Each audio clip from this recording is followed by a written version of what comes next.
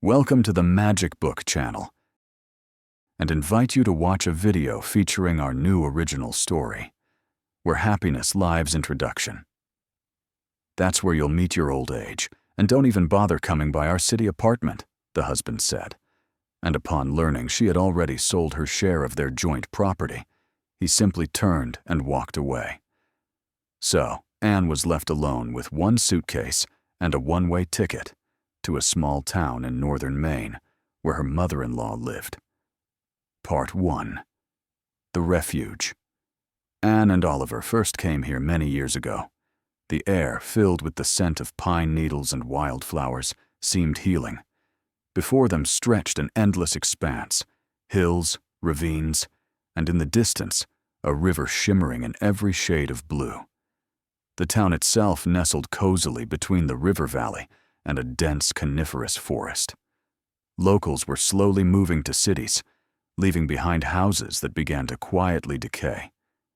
But the town lived on. It buzzed, fragrant with flower beds and lush with tended gardens. Anne fell in love with this place at first sight. Her mother-in-law, Eleanor, was its center of gravity. A retired schoolteacher, she had acquired a special, elegant dignity with age.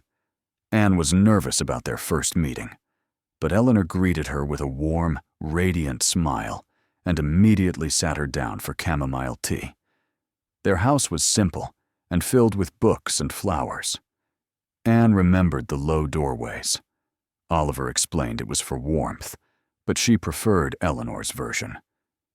So you bow your head upon entering, a sign of respect for the home. In her world, everything had depth and meaning. Eleanor always spoke softly, but as the locals joked, everyone feared her quiet word, including the most reckless troublemakers. Over the years, visits became less frequent, and on the last trip, Anne noticed her mother-in-law had aged. The wild berry compote tasted the same, but a silence had settled in the house. Oliver, however, gazing from the cliff, admired the nature and speculated about the town's potential. Once they run a gas line here, prices for these houses will skyrocket. And then he added those very words, "That's where you'll meet your old age." The words hung in the air, cold and merciless, making Anne feel like an unwanted burden. Part 2. Loneliness. Familiar. Since childhood, this feeling was familiar. It came from a childhood without a mother, with a military father who was almost never around. She was raised by her grandmother, Zena. They lived poorly, on a pension and modest side jobs. At school, Anne was an outcast because of her plain clothes. Peers' taunts hurt deeper than bruises. She found salvation in her studies, got into a teacher's college where poverty was easier to hide. Her grandmother's death and her father's belated appearance, bringing only guilt, left her utterly alone. Then came her own apartment, a gift from her father, and the meeting with Oliver. Oliver, an engineering university student, saw in her a quiet, reliable harbor. He was handsome, smart, and seemed the embodiment of a dream. Anne sincerely fell in love. Oliver, however, saw her as the perfect option. When he asked, "Do you think love is passion and a willingness to do anything for the other?" She, of course, agreed. He proposed. Their wedding was modest, without the lavish rituals Oliver despised. Their life seemed simple and happy, until one day Oliver confessed he couldn't have children. He doubted he could love an adopted child. Then came his frequent fishing trips, her attempt to get a dog, he was allergic, his injury, and her suggestion to sell the apartment for a startup, which he rejected. And then the finale. "I want a divorce. There's someone else. Stay with my mom for a while. You won't feel so lonely there." Part 3. Dawn with Daisies. Waking up in Eleanor's room the next morning, Anne felt shattered. She wanted to cry. Suddenly, the rumble of a truck engine sounded under the window. "That's Alex. He brought firewood." "Dear, could you put the kettle on, please?" Eleanor asked. A tall, sturdy man in his 50s walked into the kitchen. His name was Alexei, but everyone called him Alex. He entered confidently, his gaze direct and calm. Anne, accustomed to Oliver's secrecy, felt flustered and even irritated by this openness. Sensing her discomfort, he quickly drank his tea and left. What a rude man, Anne exhaled. A wonderful person, Eleanor retorted with a sly smile. She told her that Alex had appeared in the town a few years ago. He had repaired a dilapidated house, caught a huge pike, and also brought order. Organized forest cleanups, fixed fences, and after one educational conversation, the local drunkard was a changed man. Alex volunteered at the local school, ran a woodworking club. A few days later, they crossed paths on a trail again. Alex silently handed her a simple bouquet of wild daisies. Let's start over. I'm Alex. I heard you're an excellent teacher. Our kids really need someone like you, he said. His gesture lacked the pomp of Oliver's rose-giving. It was simply sincere. Part 4. A New Life. With Alex, Anne learned to fish, identify edible mushrooms, make jam from wild berries. But most importantly, he subtly taught her to be happy here and now, to appreciate a quiet dawn, a well-cast fishing line, a sturdy handmade table. In his world, there was room for both labor and quiet joy. A year passed. Oliver, in the city on business, ran into an old friend. The friend, having recently visited that very town, enthusiastically shared. Can you believe it? Your ex, Anne, she's just blossomed there. Married Alex, the one who runs the place. They built themselves a new house right on the cliff. Walking down the street, she just glows. Meeting Anne by chance during her short visit to the city, Oliver suggested going to that very spot on the cliff with their old view. They stood side by side as before. Are you happy? He asked, gazing into the distance. Yes, Oliver. Very much so, Anne replied, and her voice held no reproach or pretense.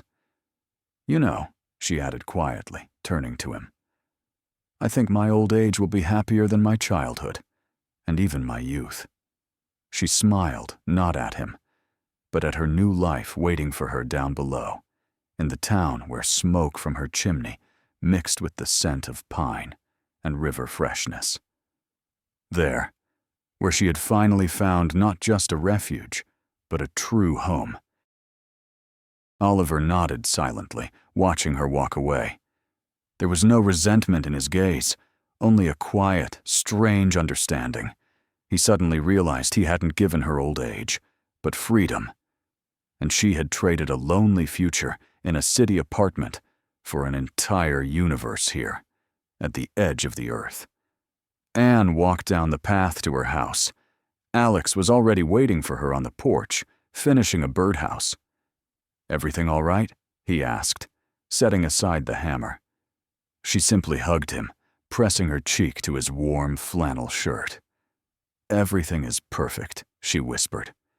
The air smelled of smoke from the chimney and the lingonberry pie that Eleanor had probably just taken out of the oven.